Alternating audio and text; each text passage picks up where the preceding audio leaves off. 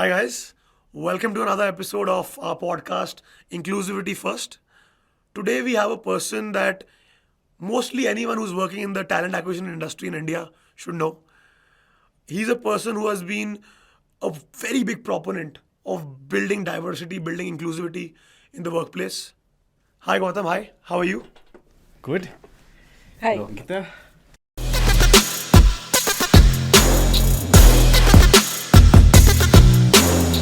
So, how are you doing? Good, great. I'm really excited for this podcast. Definitely. So, Gautam, we have a simple structure. The guest starts with an elevator pitch. So, आप कौन हो? कहाँ से आए हो? What do you do? Please tell us that. Okay, so currently I manage talent acquisition in the APAC region for Right. Maersk. But elevator pitch wise, I started my career basically from literally from Jain College. I was a placement coordinator, so I was working with a few of my colleagues to place other fellow students in different organizations. And then I said, hey, this looks like a great opportunity to place people in. That's where I saw my purpose really. So.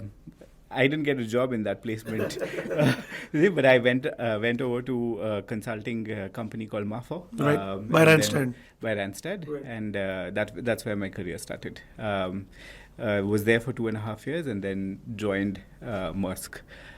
Sorry, not Maersk, Target. So Right. Target, we've been there for almost 8 years. Right. And then also got the opportunity of setting up JCPenney in India.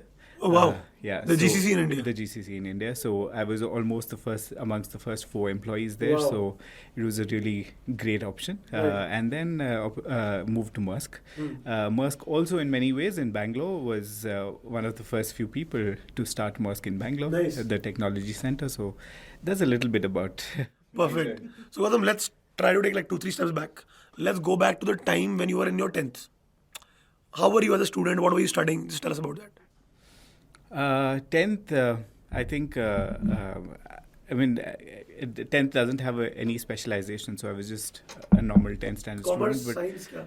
Human. nothing, so it was just everything back Which then. board was this? This was Karnataka board, yeah. Okay. So I was studying 10th. I don't think so I was a very good student, but I was an average student. So just about, kind of made it to Commerce College. Cheating karte the? Nah, bilkul nahi. So, but it was good at, more the sciences Right, rather than the right, commerce right. stuff, but still chose commerce because I don't think so I was made for medical and I didn't want to do engineering. Right, So, right. I remember still that we were doing this test in the lab where we had to kind of figure out what our blood group was. So I pricked myself and I was flat after that. So I decided right. science is not something that I want to pursue. So I went ahead, did Got it. So then you go into Gen in Bangalore, right? This was the Bangalore campus. JP Nagar. This was JP Nagar. JP Nagar. So tell us about how did you get into the placement cell, and this was your first true touch with talent acquisition, with placements, with corporates. How was that? I think it was very interesting. How I got into Jane was, of course, through group discussions and all of the regular process. But Jane gave me a lot of opportunity of trying and testing stuff. It brought out a lot of my entrepreneur skills. So I think I owe it a lot to the college. So really kind of helped me. Shape my career because it gave me this opportunity. Right. So it was mostly we volunteering to do this, Got right? it. And I volunteered to kind of help a few of my friends get them internship opportunities. Placement cell tha ya nahi tha? It was like a make do back then, right? Got it. Like there was no placement cell concept. Got Like it. anybody was helping anybody, trying to reach out to companies for internship opportunities, for job opportunities. There was no LinkedIn, no WhatsApp, no Facebook. Nothing. So how are you reaching Just out? a 24-page accent newspaper. Seriously, like, Lots of jobs. so how are you reaching out to companies? Phone calling them and all? Calling them. Yeah, calling them, cold Job was calling, very difficult back then. cold Job calling, hunt. all of that. No LinkedIn No back then. LinkedIn. Right. So yeah, that's what we were doing. We were irritating a lot of HR people back then, making multiple calls, and Right. finally I thought this is a great opportunity, right? Like we're shaping people's careers. We're kind of making sure that they support their families and stuff like that. So I thought there's a great purpose in Right, doing right. this. So yeah, fantastic. So like explain this to me, right? Like you are what, 20, 21? What was the whole HR talent acquisition as an industry for you? How did you perceive it before you got into it? I'll be very honest, I was super nervous. Super nervous. Yeah. Seriously, why? Yeah. Looking at the corporate world. And that's why probably back then I said, let me take a step back and join a consulting firm, because that's not a corporate. And when I joined a consulting firm, I was supporting a lot of corporates, so could see the working of how corporates did. Back then when I was sitting in Mafia, I probably was supporting a lot of hiring in HSBC, right? So it was a good journey, because I traveled all the way from Indranagar to, Their office. Yeah, their office in Banargata Road. Okay. Sat there till 12 in the night, because they worked different shifts, and then took candidates along with me and coached those candidates on how to interview, all of those things, right? And it was a great experience. Like, I think that is where I got a view into what a corporate looks like. So it was baby steps, because I think I was not as confident when I started off. It was baby steps, so it was good for me to understand how a corporate works. And then, of course, Target happened, and No, so coming back to this, right? When you started, this is a HR role, but as a consulting kind of practice. So you are sort of like a salesperson also, if you know what I mean, right? Eventually, आपका career different trajectory में गया, but trying to understand that, right? When you work in a consulting company, how different it is from working in a proper HR kind of role for a productize or for a own company kind of environment. yeah, when you work in a consulting firm, right, you're thinking of the money you're going to make for the organization. 8.33%? 8.33% is the only thing which is running, and the numbers that you'll make every week. Right. कितनी call हुई कितना? Yeah, absolutely. But when you come to a corporate, it's very different. You're the gatekeeper of talent, so you kind of have to really invest in the candidate who's coming in, because you want them to have longevity, you want them to be your brand ambassador, you want to see all of that, right? So it's very different that way.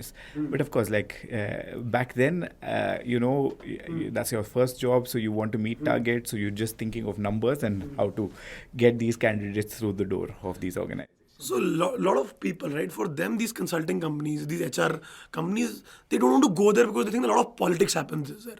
That's the mindset a lot of people have. You were there. I'm sure you must have experienced something. Tell us a bit about these companies as a whole, right? These service-based HR companies. How is the culture? Some people say it's toxic, but what did you learn out of it? Because I have seen a lot of leaders. That's where they started their careers. I don't think so. It's toxic. I'll be very honest, right? I'm not trying to be politically right here, but I really think all my learning happened over there. Really? Yeah, because I got to work with multiple companies, so I got to see the culture of multiple companies that I was supporting, and I also understood a lot more about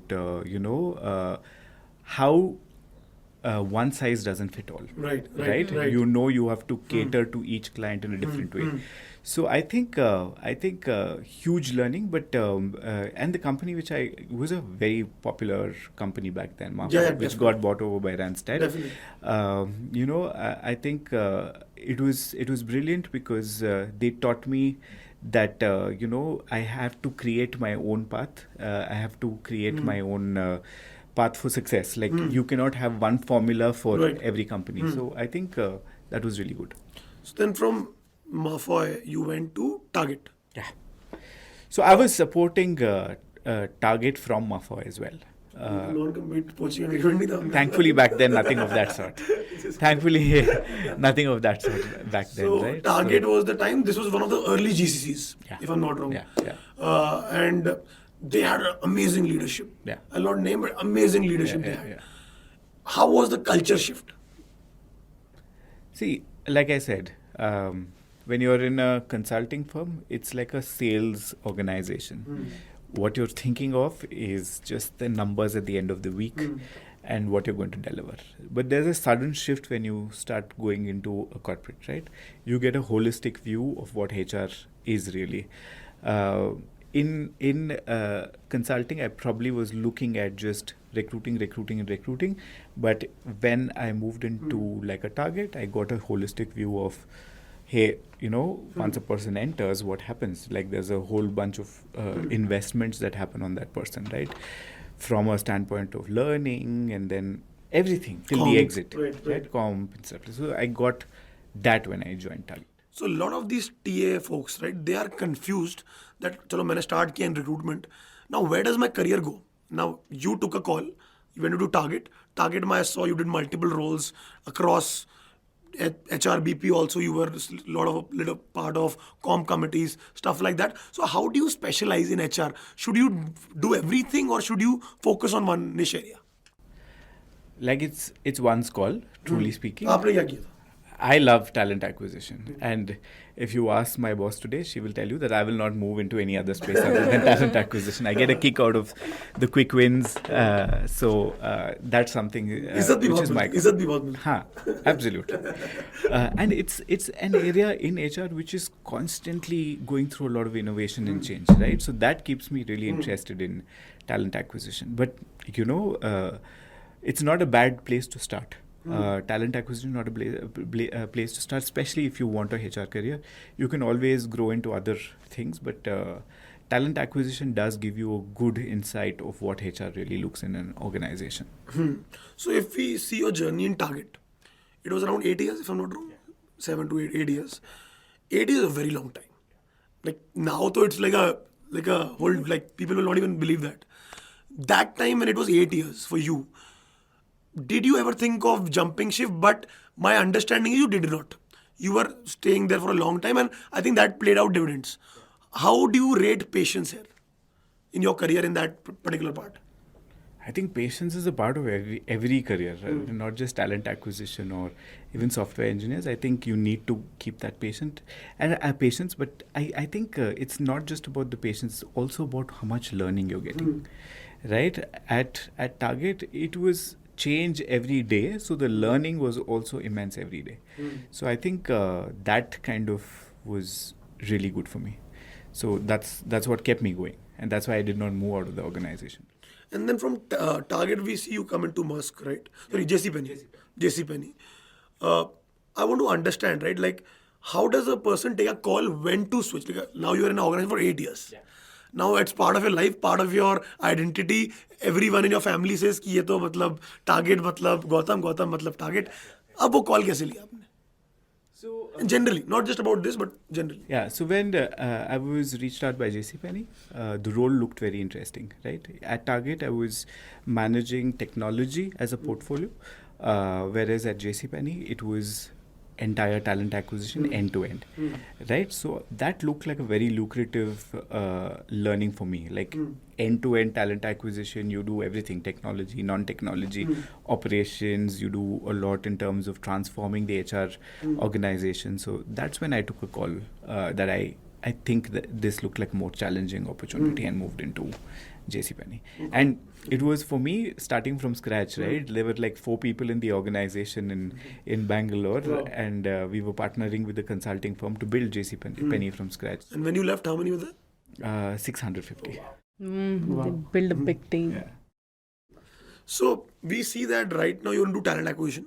Then you come into Maersk, and we see an employer branding role also getting into there. How did that happen, and did you upskill somewhere in the middle? Because employer branding is not as simple as people might think it is, right? It's a very specialization kind of skill. So did you do any upskilling, or it was just learning through peers or observation? It was learning through peers, it was learning through observation, but I think I'll tell you how, Maersk employer branding happened. Like, I still remember the first day I joined Maersk, and I picked up the phone and I said, "Hey, I'm calling you from Maersk," and the person on the other side said, "The fertilizer company." Right? So that's when I knew that I needed to build the brand right. for Maersk, right? So that's when I took it on me, and of course it was a lot of consulting with people, understanding what other companies were doing, sharing best practices with the TF fraternity, and understanding what better they were doing, and just copying. Sometimes it's proudly copying, and sometimes it's also thinking innovatively to do something different, right? So that's how I started off, and then of course I got the 2-3 years back I got employer branding on my title. Right. So if I understand, right, it's a 18-year-long journey till now. Yeah. I believe role models definitely play a role, right? Role models, mentors. So if you could name a couple of role models, how specifically did they help you or guide you from the industry or from outside the industry would be really helpful. For inspiration, I think Returnee has been my biggest inspiration, right? PepsiCo.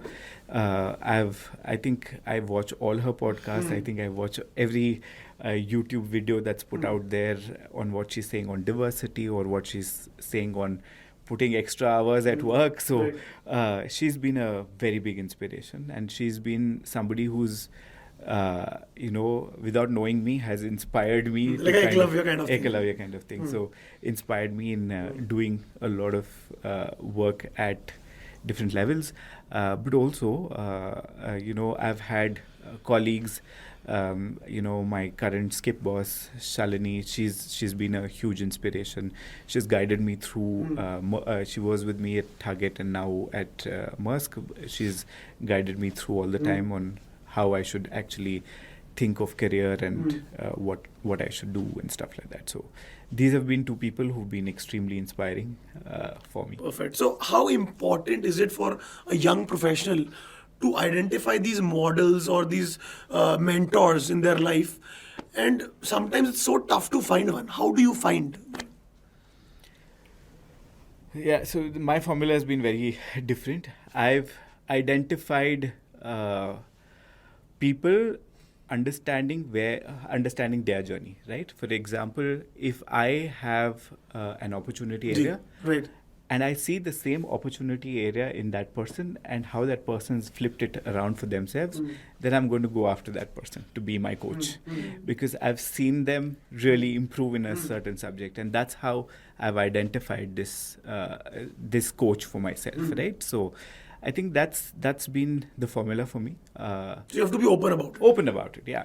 Be very vulnerable about your opportunities, right? And look around. Don't go for a coach who has it automatic, right? For example, probably public speaking is something that I'm not good at. But if you go to a person who's absolutely good at it, Right. he might just have some incremental tips for you. Right. But versus if a person has had that as an opportunity, I think they will give you absolute guidance to get to a better place. So if someone wants to come under your wings, how do they reach out to you? Please, they can always reach out to me in any way. We have heard that you don't accept LinkedIn requests. No, I do. just that I've kind of maxed out on it. But yeah. Sure. So Gautam, other than work, we have heard you have quite a eventful life other than work. So Gautam, you shared screen with Deepika Padukone. We are not leaving you without telling us properly kaise hua, kya hua. Are you still in touch with her? No, so I'm not in touch with her. But I think it was a friend of mine who's doing this movie, and he said there's a role. Movie ka naam batao. Movie ka naam. The movie is called Aishwarya. Aishwarya, guys, make a note. Aishwarya. Go on YouTube. Aishwarya, Deepika Padukone. It's Deepika's first movie as well. So Wow. yeah. So I think he said there's a role which is very interesting and it'll suit you. It was a very shy boy who was in love and was not, talking about it, was not confident about talking about it and stuff like that. So he thought I was a shy boy, so he cast me in that role. So I did that role, and I didn't realize till I got onto the set that Deepika was there. Back then, she had not done a lot of movies, but she was a huge model. So, of course, I was smitten. But yeah, that's where it started. So now this is sounding very interesting, right? Like, have you done any other movies or shows like that? Yeah, I have done a couple of movies, but ads and. And you're also into paintings and art, right? Yeah. Talk about it. So art is something which gives me a lot of therapy. So I think that's the way I combat stress, right? The minute I start painting, I've forgotten the rest of the world. So it's something that I really love doing, and especially when I'm in a super stressful moment, I pick up the canvas and the paint, and then I'm peaceful. It's like my way of doing meditation. So Gautam, this work-life balance, right? This is something which has been in conversation very aggressively in the last 2 or 3 years particularly. And what I can understand is that even though you're very hardcore in terms of your professional life, you're maintaining the other life also. How do you do that? Because I know how stressful your job is, how many things are coming. And how would you recommend people that, like, my understanding is that the early part of your career, you were a bit more aggressive in terms of just focusing on your career. And as you scaled up, then you started looking at other facets also. What is your recommendation? I mean, I think you should have a work-life balance, right? And thankfully, the companies I've been in have, allowed me to do a lot of that. They've believed in bringing myself to work. So, while there have been times where I've done really like gone after some of the targets that I've wanted to achieve, but I've always taken time off. Like every year, I make sure that I take some time off to spend with family or just pursue my hobby. So that's a prioritization exercise a lot of people need to do. I think there is work. Even our earlier careers? Absolutely. And I think many of us need to do that, because that also gives you a break, and that also gives you, that platform to think and go back with many different ideas, right? So it gives you that space to innovate as well. So when you take breaks. So I think I recommend it for anybody who's starting. I recommend it for anybody who's been there in the industry for really long. Perfect. So this was very, very fun. Now we'll move to the next segment where you will talk about diversity, inclusion in the workplace. And we have Ankita for that. Thank you, Raghav. It was a great talk. Lovely talk. I actually learned a lot. I know you from a really long time now, and I have seen your journey being a very great advocate out there. It's an opportunity for me to learn from you because he's my mentor. Oh, ये बताया नहीं आपने. Conflict of interest. Whenever I get stuck, definitely you help me. But there was one question when I met you for the first time. I always wanted to ask you that what drives you towards diversity and what diversity and inclusion is for you. Okay, and this is really personal, right? I will be very honest. A few years back, when I had my son, I think that was a point of change in my mind. Okay, around diversity. A lot of organizations give you paternity leave, don't give you paternity leave, and it's not equal and stuff like that. And some of them don't even take that paternity leave which companies give, because they want to just strive at. I think that was a turning point for me, where I really thought that I needed time to spend with my wife, with my son, all of that. So I think that's when I thought of, we need to make sure that there's inclusion, but there's, it has to also come from both ends, like from the father, from the mother. And that's when I started thinking of diversity a lot more realistically and, thinking of it from a personal end. So it is a very personal story for me, because it starts from my family for me. So I think that's when I started. But also, I think I have had a lot of friends in the LGBT community and stuff like that who have inspired me to think of it in a very different way. So I think I've kind of wanted to do this to help not only my colleagues, but then it's now become a part of my DNA that I want to be an advocate of DEI. And you have done a lot as well. I wanted to ask you that the organizations are thinking about it once they establish something about themselves, right? Like they have reached some goals. Why do you think diversity and inclusion is very, very important for every organization? I think, let's look at it from a business angle, right? It's a business imperative at the end of the day. Right. I think especially for diversity, I think the more diverse organization you have, the more successful you are. And I think I've seen this case study by Mercedes, right? They said they kind of had a car and it was test driven by a lot of men, and a lot of men loved it. But then they had a woman come in and sit in the car, and she said, I don't know where to keep my bag. So that's where it starts, right? So, you've kind of made a car, but you've forgotten some of those aspects. So I think it's very important to have diversity in the organization. So now we have seen like women from tier 2, tier 3 cities are struggling a lot to even come educate themselves. They're educated, but once they are forced to get married, and they're leaving everything behind Right, and just right. focusing on their marriage. So I want to know from your end how we can improvise that, how we can give opportunities to women all across India, not just major cities. I think for me, talent acquisition should go to places where talent is available. Exactly. Yeah. Right? So, Very nice. tier 2 cities is definitely a place where you can get a lot of talent. I know we focus on places where our offices are, but there's a lot of meat in going to tier 2 cities.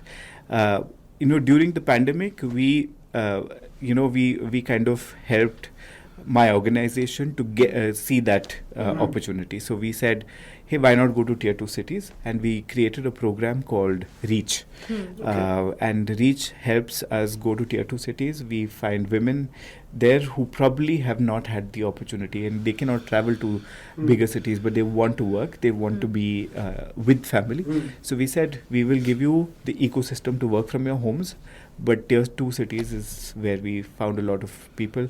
We've been super successful because they've been with us for all these years. So I think. So I have a question, right?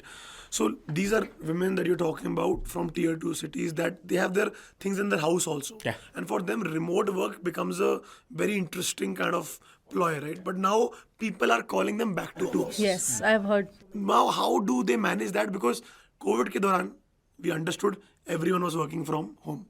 Then the hybrid thing came, where still, because the demand and supply gap was there, people were fine with it. But now when the recession is happening, when layoffs are happening, as you know, in the market, there is the employer now is a bit more stronger as compared to the employee a couple of years before, right? They're calling a lot of them back. What is your take on this, and are you guys doing that for the? We're not calling these people back. Not? We've culled out these roles specifically Amazing. to be Wow. This is wonderful. especially Seriously. to be in This is genuinely Glad. yeah to be in tier 2 cities. They Amazing. could so they could do it on a day in day out basis. So we're not calling them back, and this was carved for them. Sustainable. Yeah, absolutely sustainable. We initially did not know how to manage them, but I think now we've figured out how to talent manage, develop them, make them better, make sure that we give them better career opportunities, grow within and stuff like that. So yeah. So now you touched upon a talent pool from tier 2 cities, okay? But we have seen that there are a lot of women who want to come back to work after a break. Returnees, right? I have seen there's a very huge gap in the market and they're unable to come back. Can you share some success stories or how to do a women returnee program in a better manner? So we have two returnship programs. Okay, one is for women who've taken a break. So this is, a returnship program, returnee internship program that we have. And the other one is called Anchor Your Career. So both are aimed at women. One is aimed at women who've taken a break. And the other one, Anchor Your Career, is aimed at women who probably don't come from the shipping and logistics space. Okay. So we're saying that you can come from anywhere. You can come to Maersk. You can work with us. We will just look at the learnability of these women, and if we think we find them good, they can come on the job. We will give them the first 6 months to learn. They absolutely the same salary as anybody, any male counterpart in the organization. So they are here with us for the first 6 months. They learn shipping and logistics, and then they flow into mainstream. So I think this anchor program, right, this is very interesting because you said domain specific about the shipping industry. And that is a problem a lot of our clients we see are facing, to find people who are domain specific. So it solves two problems, right? On one side, you're giving them empowerment, giving them opportunities. And as an organization, you build a kind of talent pool that is very specific to your domain, to your organization. Absolutely. Very interesting. So the other one is, of course, returnee internship program. We just kind of revamped it to make it better and stuff like that. It was always there at Maersk. But returnee internship program clearly caters to women who've taken a break. Okay. And again, what we're seeing is these women could have taken however long a break, maybe, right? 10 years, 20 years. It could be just the maternity break that they take because they wanted that time out with the kids. So I think what we've done is, again, get them on par with a lot of people, but they, of course, have an internship of sorts. So They pass their internship and then we kind of onboard them. So that gives them that the internship period gives them the capability of what they've missed out in probably a few years that they were not working. So we upskill them during that internship. So Gautam, can you quantify, like, and I'm not asking about your organization, but how do people quantify the impact diversity gets? Because a lot of leaders ask, like we discuss, right? It's very tough to quantify the impact. How do you quantify impact? Okay, so I think business results quantify impact of a lot of the diversity initiatives that we take, right? But also looking at how successful each of these diverse talents have been in the couple of years that they've been with you is quantifiable enough, right? Like what is their contribution, and you see how their performance has been over the years, and that helps you quantify. It's never going to be immediate ROI, but you will see it over the years. And with women who've taken a break and come back, the loyalty is huge. The retention is amazing. Like they don't leave you for years together, right? So I've had a lot of my colleagues who've been with Maersk over 10 years because they've just joined us because Maersk gave them the opportunity to return back after all. Very interesting. The loyalty part, I think, is very, very interesting. So as you said that the industry that you are in, it's very male dominated. And when I was in my consulting role, right, I spoke to a lot of clients and they used to end up saying that we can't do this because these roles are very male dominated. No woman will be okay with that. So is there any practice that you practice with Maersk where you got women placed in such roles where it was taken over by men previously? Any success stories or any jugaad that people can follow as well? Okay, I'm going to correct you a little bit. We're perceived as male dominant. We're perceived as male dominant because of probably the containers and ships and huge cranes. But let me tell you, right? At least in the APAC region, or maybe China, 90% of our workforce is women. What? Wow. Yeah. What? And 70%, Seriously? absolutely, 70% of our workforce in Philippines is women, and almost 35 to 40% of women in India. So I think Raghav get the awards. I think अब mails के लिए programme start करना पड़ेगा आपको. You need to start. Diversity is both ways, sir. Diversity is both ways. Yeah, absolutely. So I have a reverse diversity problem in some of the countries which I need to fix, right? But I think we're perceived as a very male dominant company. But I think we have a lot of women crane operators. We have absolutely, and we have a complete warehouse which is run by women. Closer to Delhi, so it's completely run by women. We don't have males in the warehouse We need at to start a all. program for men now. Absolutely. In some parts of the world, I agree. In some parts of the world, I agree. It needs to be equal. We are looking at how we can reverse it in China and also Amazing in problem to Philippines. have. Yeah. But how is that possible? But it's a long journey. I will tell you, it has been a long journey. I think we've consciously act upon diversity. I'm not saying we're there. We want to do that at the leadership level. We want to do that at a level where we think the pipeline is very leaky. So it's a constant journey. I also kind of think that you need a lot of buy-in from your leadership as well. And that's something that we've seen a lot at Maersk, right? The leadership team is really driven of getting diversity into the organization. And there are efforts that each of the leaders are taking to do this. So, I think that will help any organization get to the ratio we are at. Gautam, a lot of leaders, and I'm not talking about Maersk, I'm generally asking, a lot of the compliance has become in a lot of listed companies where you need to maintain certain diversity or you have some compliance. A lot of people are doing it just for that. A lot of people, you know what I mean, a lot of people are doing just for that. And you just said that it is not just a tick mark, it actually impacts your business. So now for an organization that has not done it, what do you think is the starting point for them to begin this journey? I think the starting point for any organization to begin this journey is to start talking about it. And this is very similar to our LGBTQ journey, right? I think she was one of our chief guests for the launch of our बहुत conflict of interest है. the launch of our Pride container, right? Wow.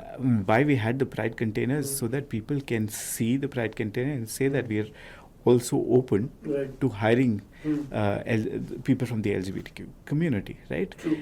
That's just the beginning of everything. Hmm. We want to talk about it a lot more so that people know that we're open to this. And then, of course, when people think we're inclusive enough, they will come and join us. But I think we need to talk a lot more so that people are aware that we're headed towards that journey. And this is my opinion for any organization which wants to start off And with this does journey. the legislation or regulation play a role in this? Because from 2017-18, when the whole legalization happened, Yes. right? Did that see a shift, or it was happening irrespective?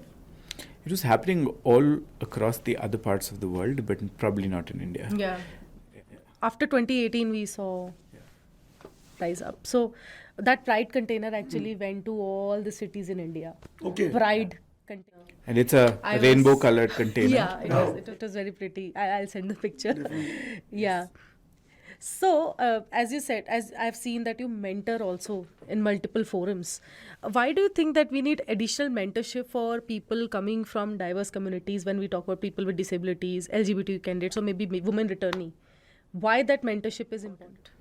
So I'll tell you the story of why it's important. So I was mentoring at this forum for women, and there was this one particular candidate who reached out to me.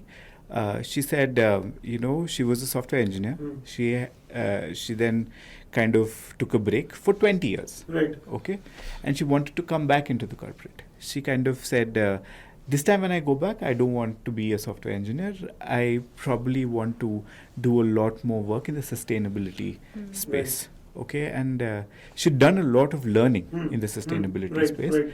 but did not know how to approach organizations and did not think anybody is going to give her that opportunity to do some work around it, right? So I think what I told her is, and she tried multiple things, sending her resume, all of that. So I said, I told her there's no one way to success. We'll keep trying.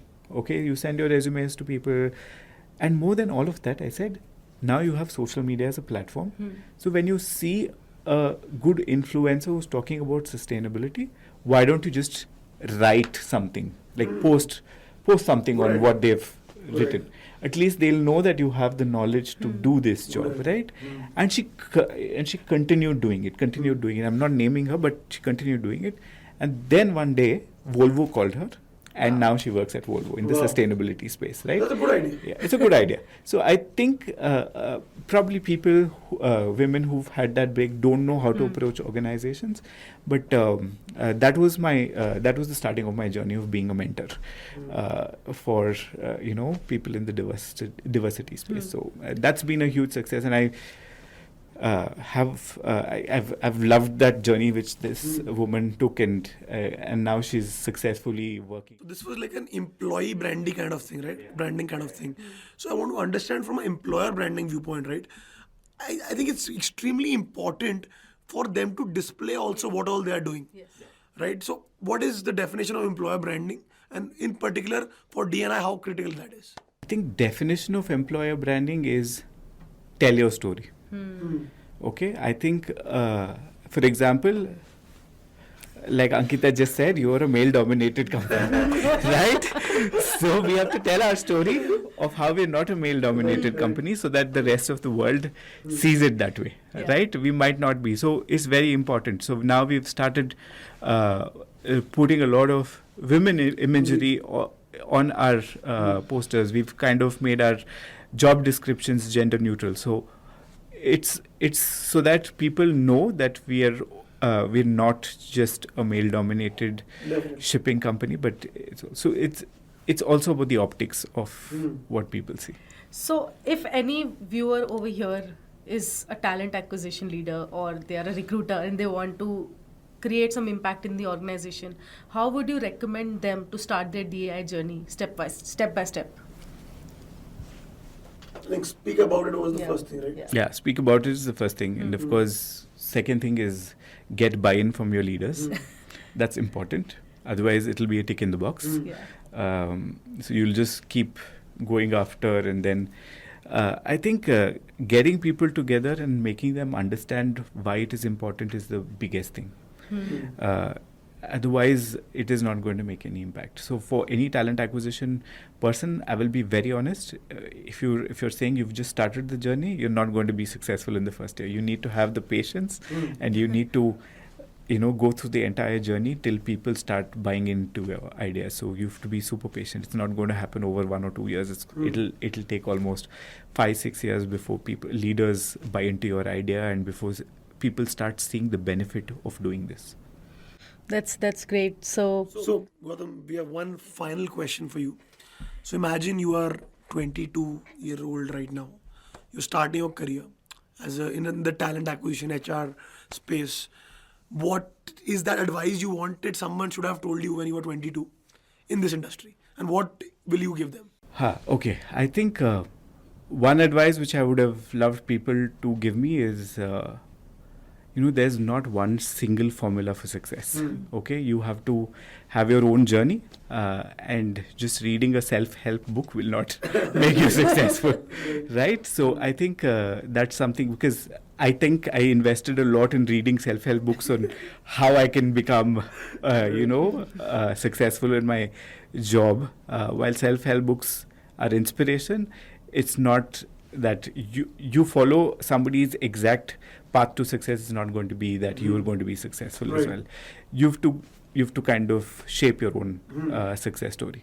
And then I think for people who want to join the talent acquisition space, I would say I know a lot of people who are from non-HR backgrounds also getting into talent acquisition space. So be passionate about it, because there is a bigger purpose to talent acquisition. So you need to look at that as well. I will also kind of tell you this story, right?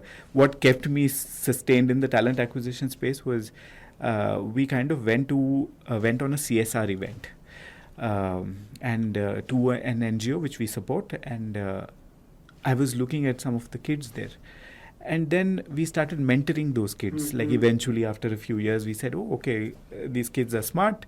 We started mentoring these kids. And when they got up to college, we started career coaching them, saying that, "Okay, this could be a great career, and this could be." And now I'm seeing them at the companies I work, right? So that is exactly the fulfilling feeling that everybody gets in this job. So I think you need to be really passionate, and you need to look at the bigger purpose of being in this industry, because it helps a lot of people. Definitely. So yeah, think of it, and that's something that I would advise all people at the 22nd age. Perfect, Gautam. Thank you so much. Really, really appreciate your time. Great. thank you for coming. Thank you. Thank you so much. Thank you.